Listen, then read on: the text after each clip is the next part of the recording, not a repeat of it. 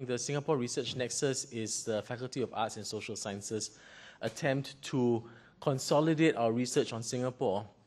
First, onto this web portal that you see. And for interest of time, I don't have time to run through the portal, but there will be some networked laptops outside. You see them on the right as you exit the room, and you can try the Research Nexus for yourself. And there are all kinds of search terms available, right? The afternoon's portion will focus on the role of the mother tongue policy in Cosmopolitan Singapore. We have 4 speakers, and what we will do is we'll have, and please indulge us here, we'll have 2 sessions first, then we'll break for tea, and then 2 sessions after that. And after all 4 papers are finished, then we'll have a time for discussion. Now, we value that time for discussion. We think a lot's going to come out of the discussion. Some people have asked why don't we have a discussion after the first 2 papers, but we do want to encourage all of us to think of the language landscape in Singapore as a whole, rather than, I know you're all specialists in one language or other, many of you are specialists in one language or other, but please, do help us think through the whole linguistic landscape in Singapore as a whole, and the discussion is geared towards that. That plus we wanted to make room for the tea break because we thought that 2 hours of talking, without a break, 2.5 hours of talking and then a break after that would be a bit much. So we'll have the 2 speakers first, the tea break, and then the other 2 speakers followed by the discussion, yeah? So let me introduce our first speaker, who is Lionel, who is going to speak on language and the city, balancing pastoral and pragmatic orientations. And as I invite Lionel to come up, let me just say a little bit about Lionel. He's the bios are all in the booklet, so you can read at leisure, but let me just highlight that he's the head of the Department of English Language and Literature here at NUS, very widely published in various areas of social linguistics. And I just want to highlight that he's associate editor of the Journal of Social Linguistics and sits on the editorial boards of Applied Linguistics, English Worldwide, and Multilingual Margins. Can I speak from here? Or? Yeah, okay. So without further ado, Lionel Wee.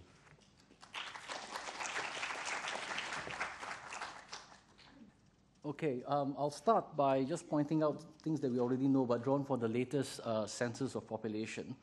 Singapore is basically an ethnically diverse society, and its current population of about 3.7 million is officially 74.1% Chinese, 13.4% Malay, and 9.2% Indian. The remaining 3.3% is classified by the state as others, and it consists mainly of Eurasians, Europeans, Japanese, Arabs, etc. And in the early years after its independence in 1965, Singapore was primarily concerned with establishing itself as an Asian nation-state. In this Asian nation-state narrative, Singapore's departure from the Federation of Malaysia came about because it refused to embrace a national policy, including a language policy, that privileged a specific ethnicity, in this case, the ethnic Malays. For Singapore's political leaders, the articulation of a national identity required a commitment to equality of treatment for its ethnically diverse population. And the state's attempts at fostering a sense of nationalism have also relied quite heavily on distinguishing Asian Singapore from the West. And this commitment to inter-ethnic equality and Asianness is reflected in Singapore's language policy, which recognizes 4 official languages: English, Mandarin, Malay, and Tamil. English is supposed to be ethnically neutral, while the others are official mother tongues of the major ethnic communities: Mandarin for the Chinese, Malay for the Malays, and Tamil for the Indians. This policy is an attempt to assign pastoral and pragmatic orientations to different languages. The ethnic mother tongues are supposed to assume the pastoral function of establishing cultural heritage. The mother tongues are conceived as entities owned by their community of speakers, tied to specific locales, inherited across generations of speakers, and therefore steeped in tradition. Each mother tongue is constituted as the cultural repository of values and traditions for its associated ethnic group, and it therefore figures importantly in identity construction.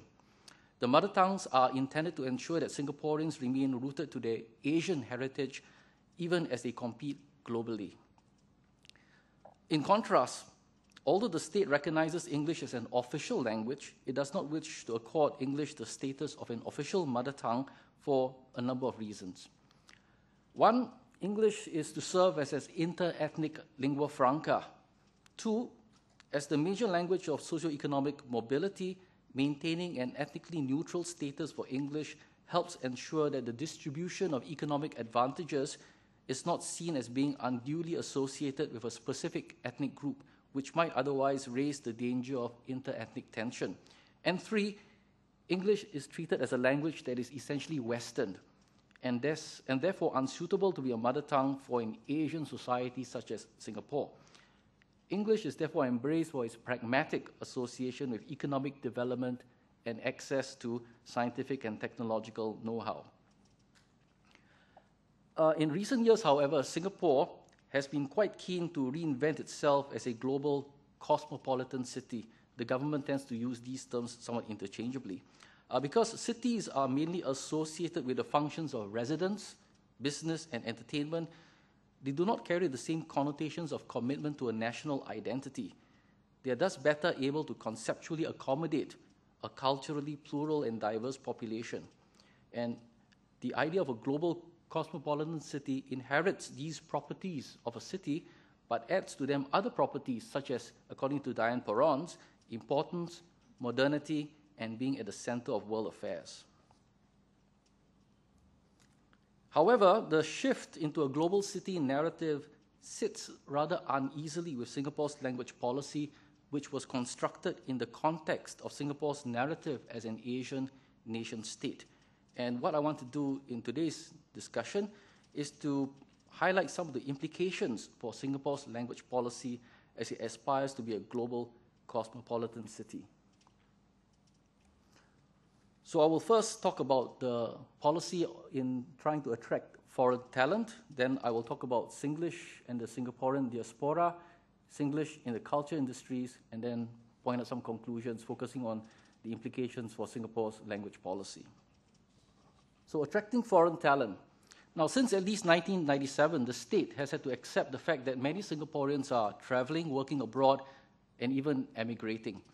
And one key factor in Singapore's decision to reposition itself as a global cosmopolitan city is that it hopes to attract talented foreigners as potential new citizens to replace those Singaporeans who may decide to emigrate permanently. According to Goh Chok Tong in his 1997 National Day rally speech then, he says, "Our strategy to meet future competition is to gather talent and make Singapore a cosmopolitan city. Attracting global talent is essential for creating the best for Singaporeans. Singapore must become a cosmopolitan global city, an open society where people from many lands can feel at home.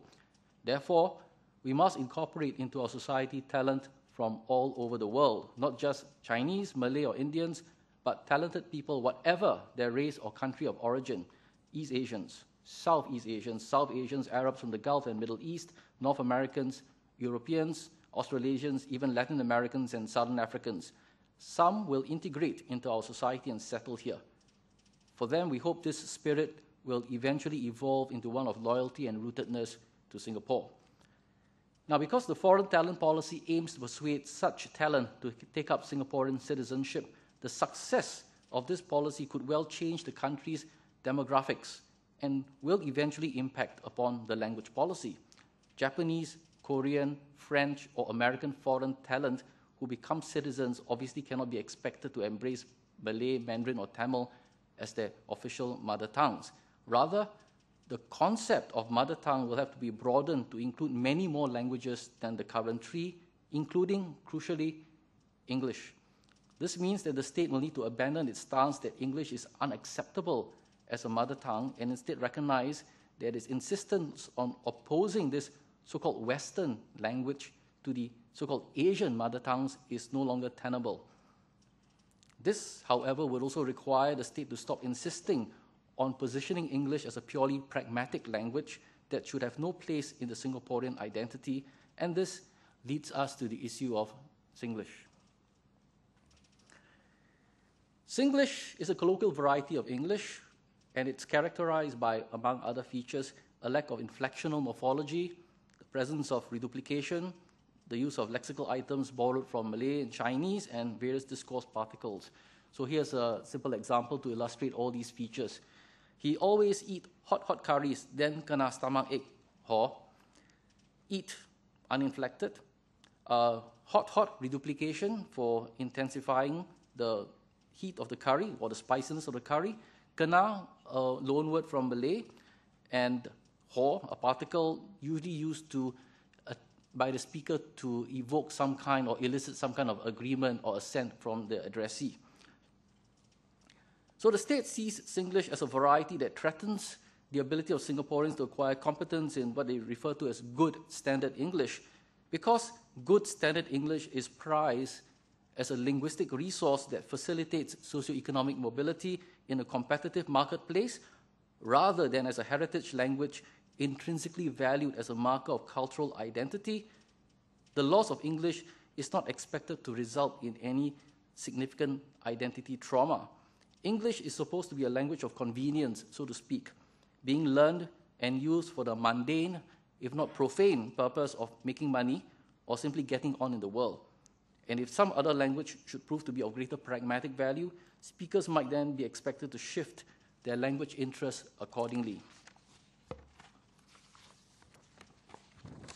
This pragmatic orientation towards English has also affected the state's view of Singlish, leading the state to dismiss rather too easily the contribution that Singlish might make to the cultivation of a Singaporean identity.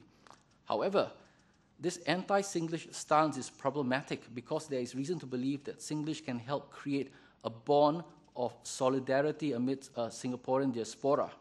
This is an issue, the issue of the diaspora, that the state itself has been concerned with as it tries to cultivate a sense of connectedness and rootedness among Singaporeans who have migrated overseas, because in the very same 1997 National Day rally speech that underscored the need to attract foreign talent, Go Chok Tong also speaks of Singapore communities in other cities and appeals to a sense of national loyalty and familial ties that they will hopefully feel regardless of where they may be. And he says, in a very mobile world, more Singaporeans will go abroad to work. There are sizable Singapore communities in other cities, Sydney, Perth, London, Paris, Tokyo, Beijing, Bangkok, Manila. It is a facet of globalization and regionalization that we need to reflect on and address. Abiding bonds to family and friends and deep loyalties to Singapore are crucial in this new situation. We must never forget that Singaporeans owe one another an obligation, and the more able ones in whom Singapore has invested the most have a special obligation to society. We must all join hands to keep Singapore together.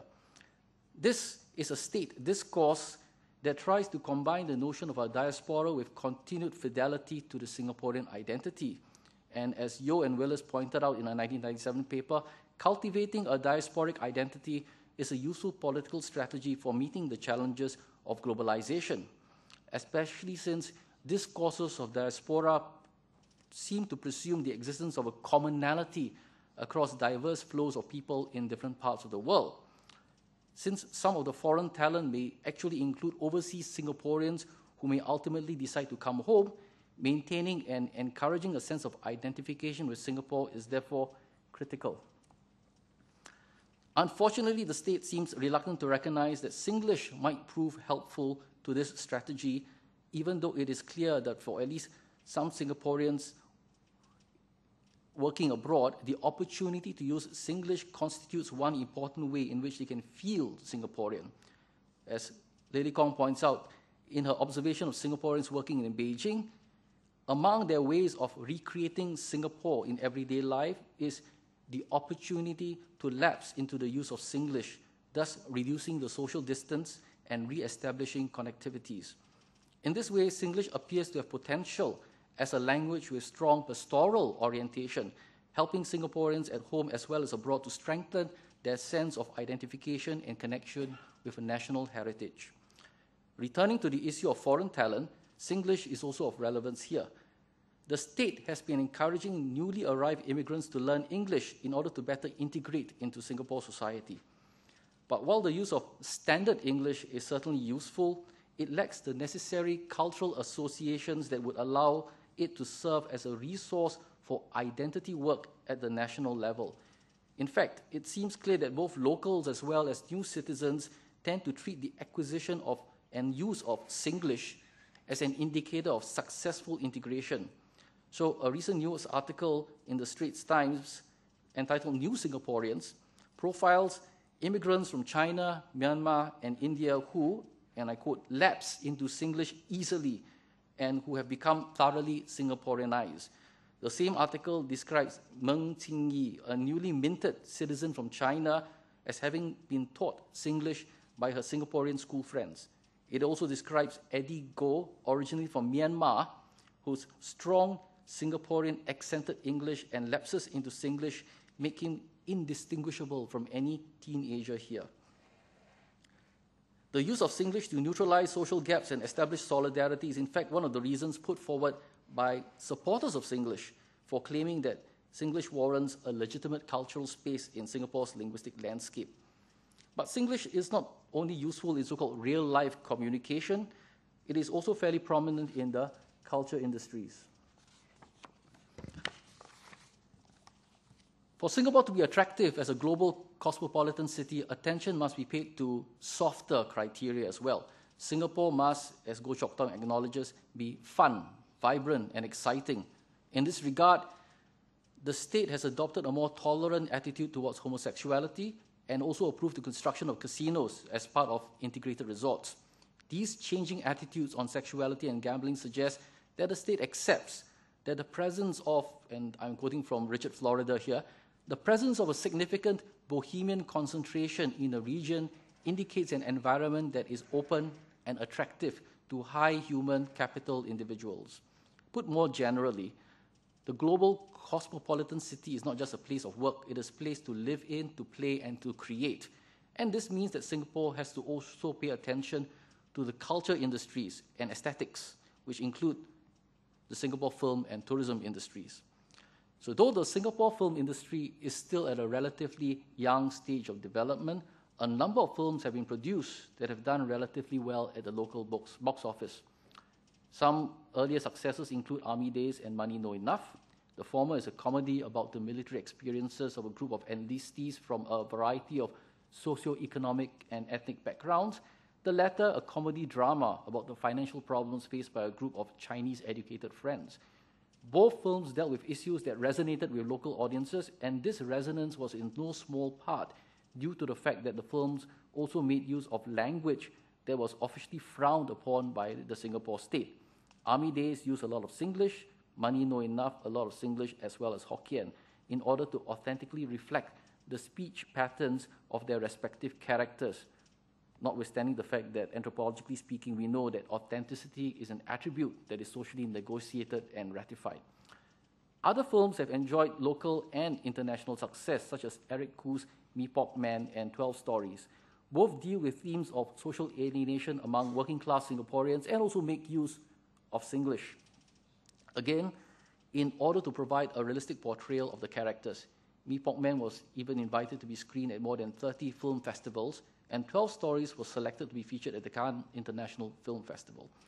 More recently, in 2006, Singapore Dreaming by Colin Goh and Wu Yan Yan became the first Singaporean film to win the Mont Blanc New Screenwriters Award at the 54th San Sebastian International Film Festival. It also won the Best Asian Middle Eastern Film Award at the 20th Tokyo International Film Festival. This film focuses on a Singaporean working-class family as they aspire towards a better life. Singapore Dreaming is particularly interesting because the promotional trailer for the film was banned by local free-to-air television by the state due to what was deemed as excessive use of Singlish and Chinese dialects. But, as Colin Goh points out in an interview, this is something Singapore's censorship authorities and language police completely don't understand. The uppercase are in the original. I'm not adding any kind of emphasis here. It's a lot easier to write in a single language, but the fact is Singaporeans don't speak like that. We mix languages even several times in a single sentence and code switch constantly. If you want to write Singaporean dialogue that reflects the way Singaporeans actually speak and want to have a film that Singaporeans respond to, you have no choice. Now, ironically, the state is itself on occasion willing to treat Singlish as a manifestation of Singaporeanness, such as when it commodifies Singlish as part of the tourist experience. So, the Singapore Tourism Board actually describes Singlish as Singaporeans' own brand of English, one that they fondly refer to. As with the state's use of Singlish in other occasions, this undermines its own claims that Singlish has no value.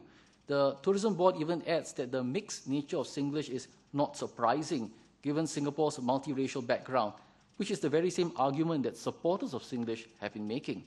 So they say, over the years, Singaporeans have developed their own brand of English, fondly referred to as Singlish. With our multiracial background, it's not surprising that Singlish borrows from the many different languages spoken in Singapore. Here, this is from the tourism website, is a collection of Singlish terms that you might find handy on your visit to Singapore. So as this last sentence indicates, the Tourism Board has also included on its website explanations for some Singlish terms, some of which I show now. These are aimed at tourists on the grounds that they may otherwise find it difficult to understand what some Singaporeans might be saying. More significantly, the explanations in 9 here encourage these foreign visitors to learn bits of Singlish so as to better understand the locals. This is a move that somewhat undermines the state's claim that foreigners are unwilling or unable to learn Singlish in order to communicate with locals, and because of this, Singaporeans should stop using the language altogether. Foreigners, in fact, are encouraged to indulge in learning bits of Singlish as part of the experience of being in Singapore. I won't bother reading that particular example. So in fact, where the culture industries are concerned, whether in the form of Singaporean films or tourist experiences of Singapore, the use of Singlish contributes to a sense of what is authentic about the Singaporean identity.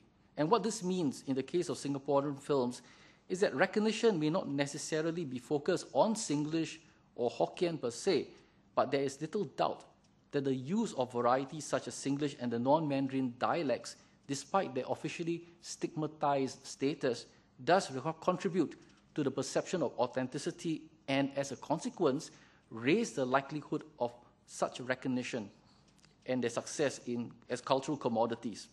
The state therefore needs to acknowledge that consumer interest, especially interest from the international tourism market, is not limited to officially approved or established forms of culture, such as the Asian Civilizations Museum, the Malay Village, or Chinatown. It can also involve forms of culture, including varieties of language that the state may find or deem undesirable. So, Singapore's language policy needs to be opened up because the state has aggressively embarked on a foreign talent policy in order to attract educated, successful, affluent individuals from all over the world, encouraging them to take up Singaporean citizenship. Consequently, a language policy that insists on only allowing Asian languages to be mother tongues while denying this status to English is not going to be feasible, especially if some of the foreign talent come from, say, the US, Australia, or the UK. Also, given that Singlish can be useful in a diasporic context and is potentially valuable in the culture industries, whether the state likes it or not, it is simply not practical to ban or attempt to eliminate Singlish, especially the targets of this move are Singaporeans who are located overseas, since being located overseas makes them even less susceptible to the dictates of a language policy. And the decisions of international audiences, film festival organizers to recognize Singaporean films and possibly other cultural products are also beyond the state's regulation. And a persistently anti-Singlish stance would only look foolish in retrospect should such recognition be forthcoming even more so. So the state itself, as we have seen, occasionally even finds it useful to acknowledge the value of Singlish as a tourism commodity. Therefore, the state would actually find it more useful to give each individual greater freedom in deciding just what kinds of repertoire of language best reflects his or her own pastoral and pragmatic orientations, depending on his or her own particular lived history and envisaged social trajectory. This would mean the following. Give more allowance for individuals to decide for themselves which languages they consider to be their mother tongues. Allow individuals who are working and living overseas to engage in the use of Singlish if they so wish, especially if this helps to reinforce and sustain a sense of connectedness. Allow individuals who are actively engaged in the production of cultural products to use language as they see fit, and let the market of consumers, local as well as international, be the judge of the value of these products. Thank you.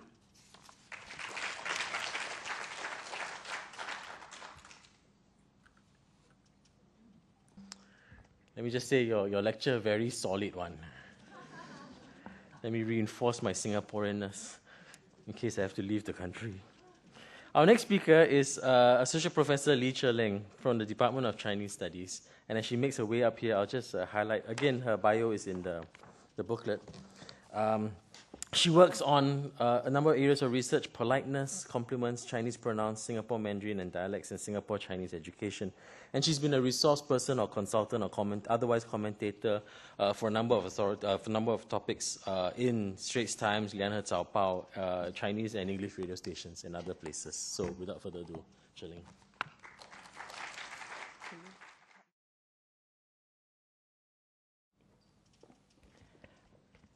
Good afternoon, Dean and ladies and gentlemen.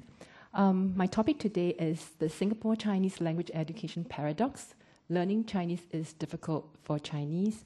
Let me preface here by saying that when I say learning Chinese is difficult for Chinese, the second Chinese here refers to Singaporean Chinese and not our immigrants from China. All right. Somebody has called this the Chinese problem. Why? Because a lot of times we read in the papers that learning Chinese is difficult, so we have to do this, that, and other. And there's a lot of outcry about the declining Chinese standard. Constantly we see changing mother tongue policies, especially Chinese. And we hear, if you're parents, you hear that students are frustrated. Many parents are very worried, even to the extent of emigrating. And teachers are bewildered, confused. So, the Chinese problem, okay? Now, I want to approach this from an observation point of view to see how our society has changed and what has probably caused why Chinese is so difficult nowadays. Changing social linguistic environment. I think in the 20s, we see that Singapore just consists of lots of Southern Chinese dialect-speaking immigrants, and then there can be colonialism. So English speaking actually means prestige to a lot of them. So in the 50s, there was a lot of social unrest, and Chinese speaking was even seen as pro-communist, right? In the 60s, where we gained independence, in the 60s to 80s, English usage rapidly increased. And English speaking governed the country, the boardroom, the courts of law, and we use English today also, right? So English ed students increased largely from 1959 was 47%, and when it came to 1976, it increased almost double to 83%. So this is how fast English has increased in a social-linguistic environment as we evolve into a global city. In the 90s, P1 from English-speaking families increased from 20% in 1988 to 43% in 1999. So within 10 years, there was a 20% increase. And now, in the 21st century, we are a global city. I think we all agree that English-speaking families have also increased here, 24% in year 2000 to 33% in 2010. We have a second wave of Chinese immigrants. We talk about trade into China. What I'm doing here is to show that we have changed, our social linguistic environment has moved very much towards an English-speaking one. Okay? This is something that is apparent to all of us. Okay? Now I'm going to talk about Chinese language education milestones. In the 20s, there were pockets of dialect schools, and slowly they were switching to Mandarin schools. Mandarin became a prestige language. And in 1959, I think the government advocated bilingual education. So one of 4 official languages as main medium of instruction, which means we have Chinese schools, Malay schools, Tamil schools, So we have different official languages as a main medium of instruction in English schools. But in 1968, they increased the English subjects to maths and science. So what is taught in Chinese? Just Chinese and moral education. That was 1968, okay? And then in 1979, we have the Speak Mandarin campaign that looks so good because we are promoting Chinese, but at the same time, there was a minds of dialects, okay? No more dialect shows on TV, so all these dialects, we don't get to hear them anymore. Then in 1980, there was a demise of the only Chinese university we have, which is Nantha and SU merged into NUS. Okay? So in 1979 and 1980, we see there was a big influence in closing down of dialects, so to speak, and the Chinese tertiary education. Right. Then we continue. In 1987, there was demise of Chinese medium schools, which means that in all schools, English is the medium of instruction. And as Anne Parker pointed out, we are developing what you call English-knowing bilingualism. In 1999, there was talk about promoting Chinese cultural elite, and we have to change our Chinese teaching philosophy to make it more flexible and realistic. And then in 2004, there was a remove of mother tongue requirement for university entrance. And for the weaker Chinese students, CLB that was supposed to promote spoken Chinese more than written was introduced. At the same time, to balance this, there was a bicultural studies program for 200 elite students as our cultural anchor to groom them into bilingual cultural elites. If you look at what's happening here, all right, then 2010, last year, there was a big debate about whether we should reduce or lower the weighting of Chinese for PSLE, right? And then recently, there was the change in policy was in 2011 was to focus on communication skills. Actually, communication skills, this idea came up even in the 90s. It's always been there. Then there was introduction of wanting to bring in IT to educate and to write Chinese. And also there was a promotion to say we want to bring in translation and Chinese linguistics in A-level. What I'm trying to do here is to show how slowly but surely Chinese is slowly phasing out in the education system, and English is becoming more and more prominent. And while doing this, I think the authorities try to balance by assuring us that we will have a small pocket of elites that we're going to groom. Okay, the SAP schools, the 200 cultural elites, so we're taking care of you. Okay. The lower end, we have CLB. The higher end, we have the 200. In between, let's go on. Okay. So let's look at our bilingual policy. To define bilingual policy actually means education in two languages, meaning that instruction is given in both. But in our schools today, only Chinese is taught in Chinese, but even then, sometimes in English. Okay. So it started off, I think the government started off with very good intention of wanting to have one of 4 official languages as main medium of instructions. But due to pragmatic concerns, English is favored. English is said to be important because of rapid economic development, strong international links, window to knowledge, technology, etc. And so it became the premier official language and the main medium of education. I think in 1986, Education Minister Tony Tan then said, we learn mother tongue to know what makes us what we are. It took me some time to understand, okay? To know what makes us what we are, okay? Then in 1968, there was an increase in English subjects. I mentioned earlier on, 1978, English ed students risen, and 1987, all subjects were taught in English. So what is left is in primary school, every week, we only have 5 hours of Chinese. In secondary schools and JC, we only have 4 hours of Chinese. So I think we have to consider, what we mean by bilingual policy in Singapore. I think the authorities have good intention, but due to the change in our environment, this is what has become of our bilingual policy.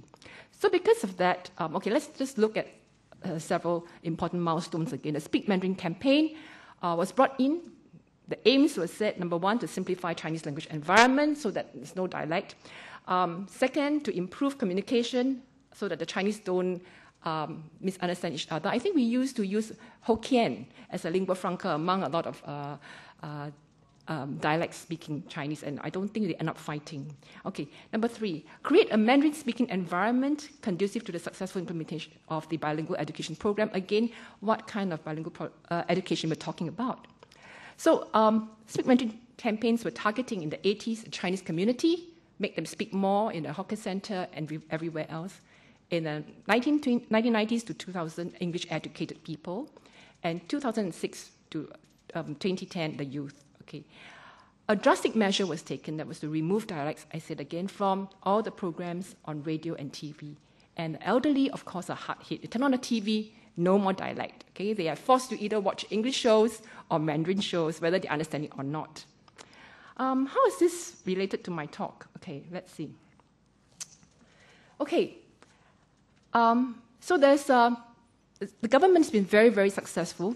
There's a dialect shifting to Mandarin. Let's just look at 1980. There's 13% only of Mandarin speaking, and in 2010, that's 48%.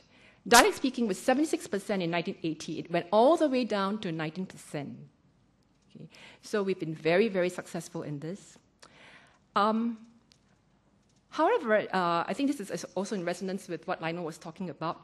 We saw this ad, right? I'm just going to quickly put this through. And this was an ad about filial piety. Bear with me.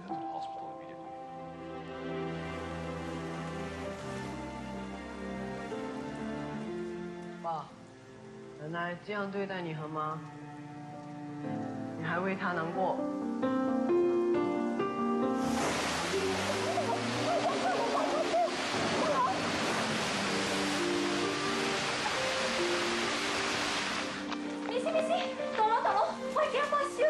别人来这里都是看病的，坐在那里等一下。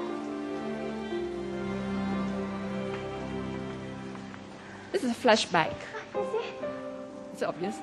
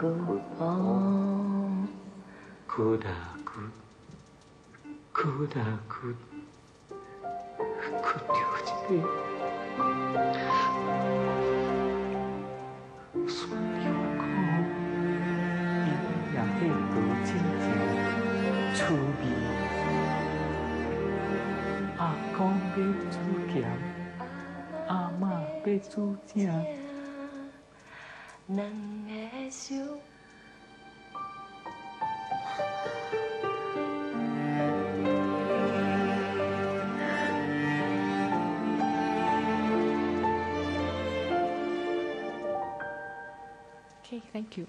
Now, this is a very recent footage that we see on TV, and it's to promote filial piety. It started off with a family speaking Mandarin. And then later on, when there's a flashback, this whole thing was done in Hokkien, including the lullaby.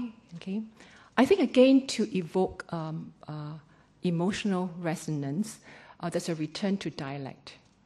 What I'm trying to say here is that if we look at this Mandarin speaking, let's say in 1980, 13%, and then it's increased to 48%. And there's a drastic reduction of dialect from 76% to 19%. Just look at this. Just within these 10 years, if we say Mandarin speaking has increased in 3%, dialect has been reduced by more than 10%. So what I'm saying is that if we can consider dialect as part of the learning experience of Chinese, Mandarin, and the emotional ties, we have actually reduced the connection that we have with Chinese because of a drastic reduction in dialect. And I think a lot of emotional resonance actually comes with dialect. I mean, I'm from a Teochew family, and I think a lot of my emotional ties when I was learning Mandarin also had to do with my own dialect. And I think a lot of us here may not know Chinese as well, but sometimes I think when we listen to parents when they speak in dialect, that's where the emotional ties are. And I think Chinese has, in a way, has become a superimposed language to a lot of people in Singapore, and it's become so much of a school language rather than an emotional tie language. Okay, let me just move on. Okay, oops. Move on.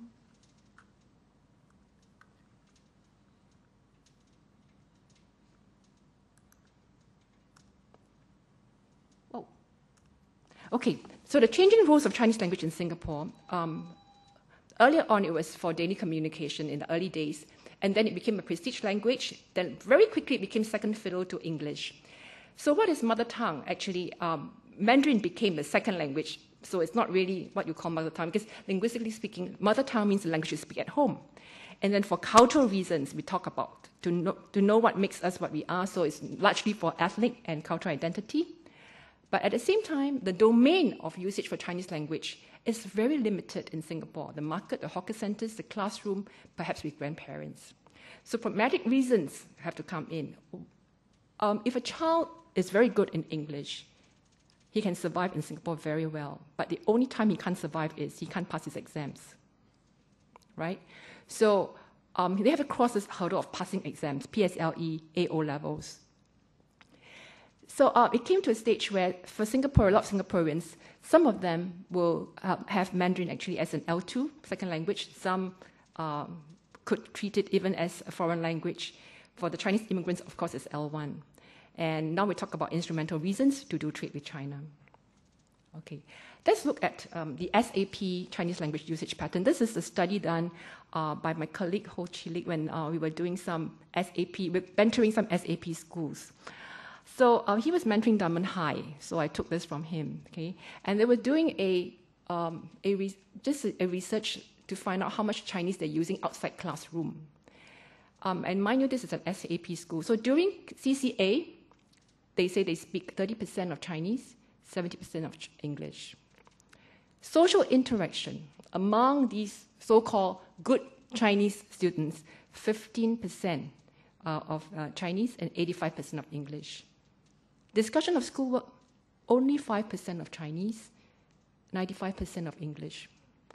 At home, 40%. I think this is high because we do have quite a number of Chinese immigrants, children studying in Dunman High, and 60%.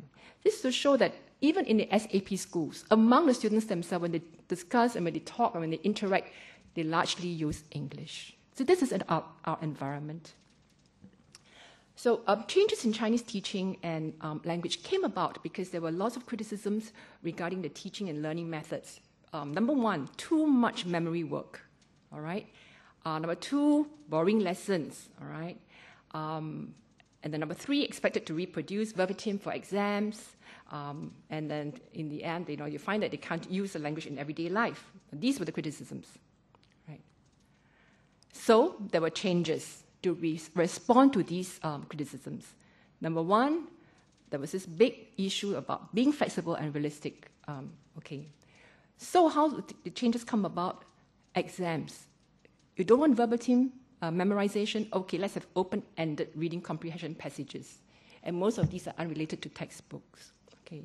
And the teaching was told to be flexible, which means teachers were asked to be more flexible. They don't have to use textbooks if they don't want to. They can use newspaper articles, they can use anything. They're given more flexibility. I think the intention is really good, but a lot of times the teachers, given such flexibility, can be confused as to what resources they're supposed to use.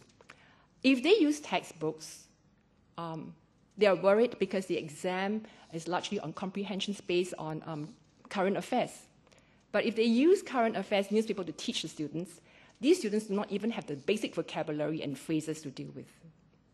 So they're caught in a catch-22. They don't know what to do. So because of that, it ends up having patchy lessons. So how are the students learning? I mean, we talk about, the students' end. They do not need to memorize phrases and sentences. And on the surface, this seems good. But they do not have the building blocks that are needed. And they find it very hard to prepare for open-ended exams. So extra tuition has to come in, all right? And students hate studying the language because so much more effort is put into this one subject to help them pass. They end up being frustrated, and they all agree learning Chinese is difficult. So I think, right. Actually, what is difficult is not really the subject itself, but bridging the gaps, okay? So there's gaps between patchy lessons and L1 assessment. Why do I say L1 assessment? When your assessments are based on comprehension, it's like doing English. So we are treating them as if they're all mother tongue students. But we know that in the environment I was talking about earlier on, in this environment, very few use it as mother tongue, except the Chinese immigrants, and maybe just 10% of the ethnic Chinese families. So we cannot, it's very difficult for them to deal with the L1 assessment with patchy lessons I just memorized. And no memorizing, hurrah, very happy, but actually they end up not having any building blocks. Yeah? And let's talk about how we learn languages like Japanese and French, all right? I'm sure we have lots of time memorizing them when we want to learn them. And look at the mainland Chinese students who scored A1 from F9. What do? They carry the dictionary and they memorize them. That's what they do. So if we stop our students and tell them, don't memorize anything in Chinese, what do they get? It's a common sense thing. No input, there's no output. So, all right, so when you talk about practical usage, let's focus on practical usage. So they must learn how to read a newspaper, but if they cannot walk, how are they going to run? So I'm talking about this here. So in 2010, there's a survey of languages spoken in the homes of P6 students. Mainly 38%, mainly Chinese 37%, both 27%, I think 25%. I think these figures are not exactly where they are yet, okay? So Chinese is largely an L2 for many, maybe an FL for some, okay, foreign language. So I'm trying to say here that if you teach a piano student to play Tchaikovsky without first teaching Twinkle, Twinkle, Little Star, they get frustrated. But piano, you can give up. PSLE, you can't. O-level, you can't. So you hate it, right? You hate it, right? So look at the the changes in Chinese language teaching philosophy.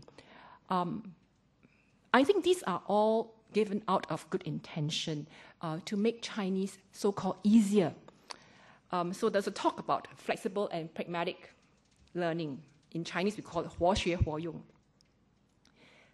Flexible means no steady input. It also means open-ended testing.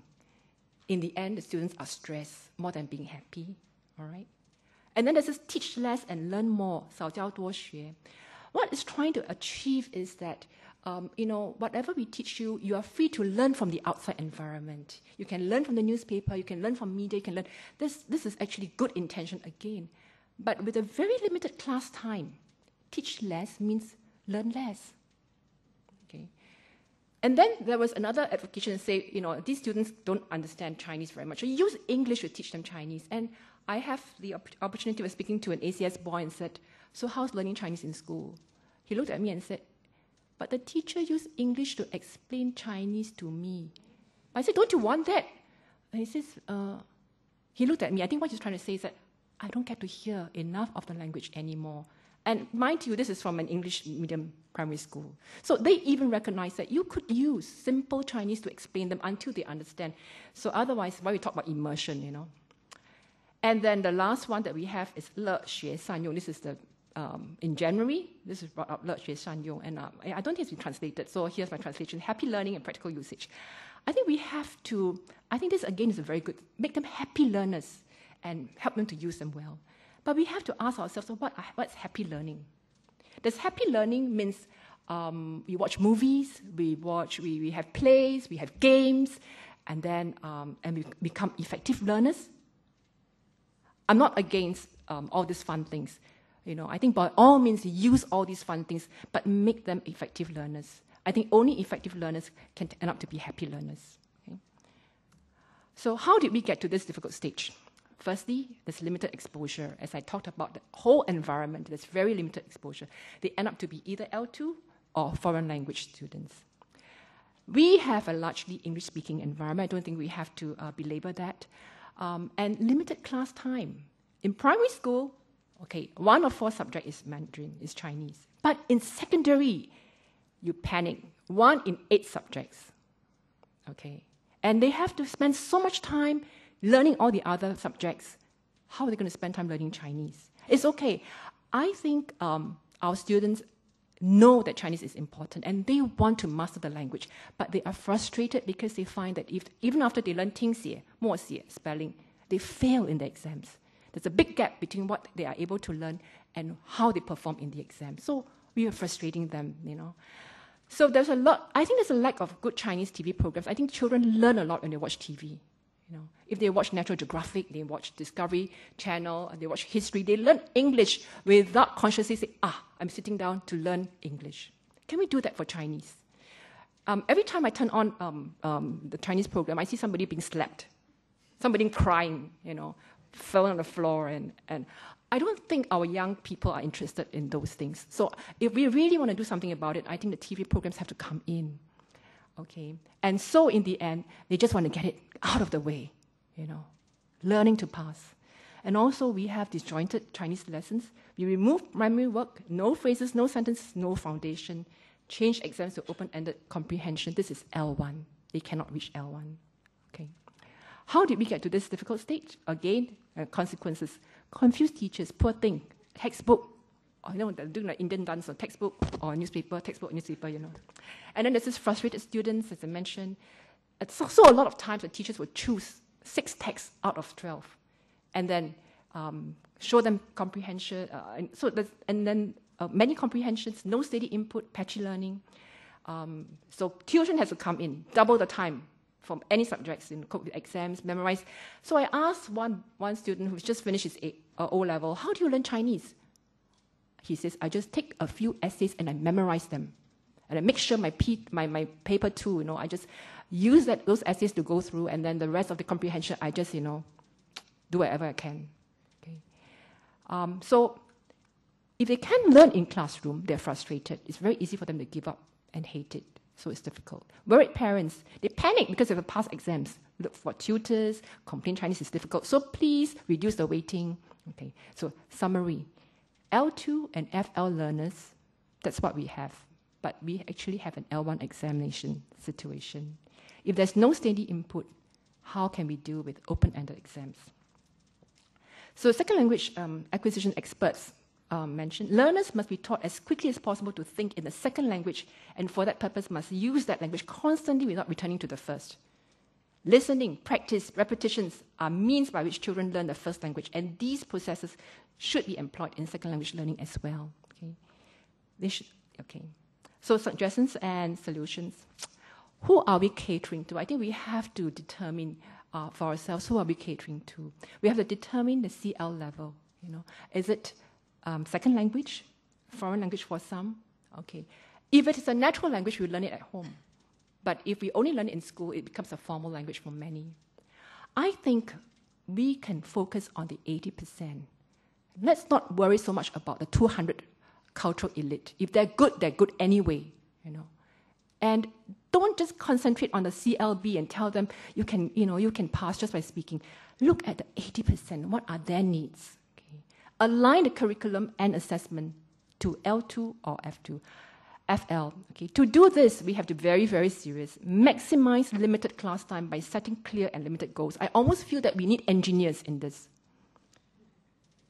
We need engineers. We need to zero in and say, at class time, what do you want to get done?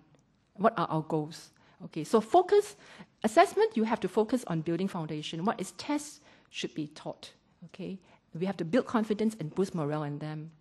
And the teachers, poor teachers, they're always asked to do all kinds of things to make Chinese interesting. Drama, movie. It's just distracting for these poor teachers. And I think they really should encourage teachers to focus on foundation. So effective learning will help to how to do effective learning in a way to help remember and use the language. Okay. Now, suggestions and solutions, if I may, very quickly. Actually, in Singapore's situation, I think for primary, secondary, as well as JC, they should just be building foundation, learn to read, to write, to use. Don't worry so much about newspaper. I don't think I grew up learning newspaper. I grew up learning Chinese, but I could read newspaper.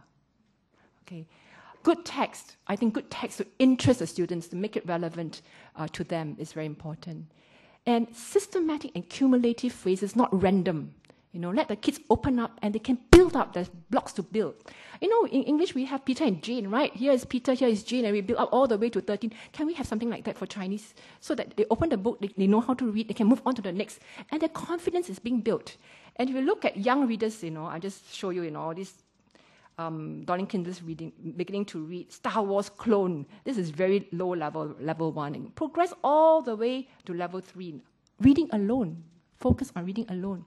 And this is being translated even, I think they have Spanish Can we someday have something that will interest the students like that in Chinese, to have building blocks and content that will interest them?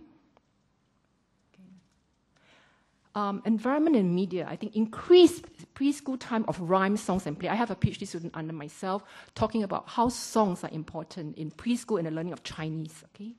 And encourage speaking Mandarin at home. Sure, not that easy, right? Bring in interesting Chinese programs for them. I think they learn best if they sit there, not because they're learning Chinese, but they love the subject matter.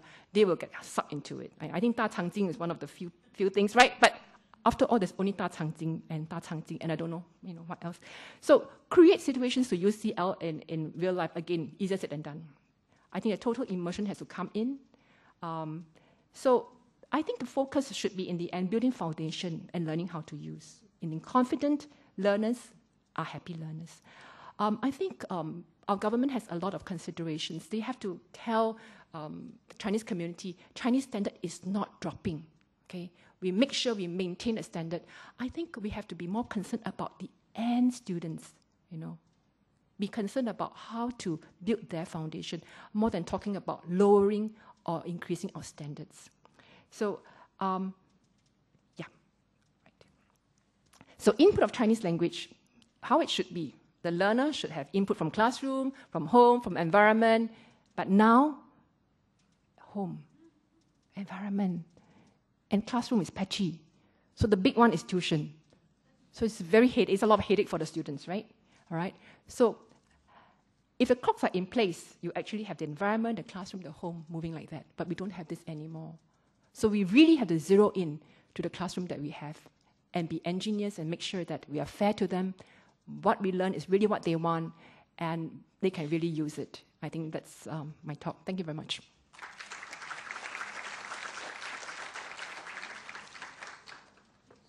Please hold your questions. We'll have a tea break now, and then we come back. And after the next two talks, we'll get all 4 panelists there, and then we'll stimulate a discussion on the linguistic landscape in Singapore as a whole. So let's adjourn for tea and come back at 3:30.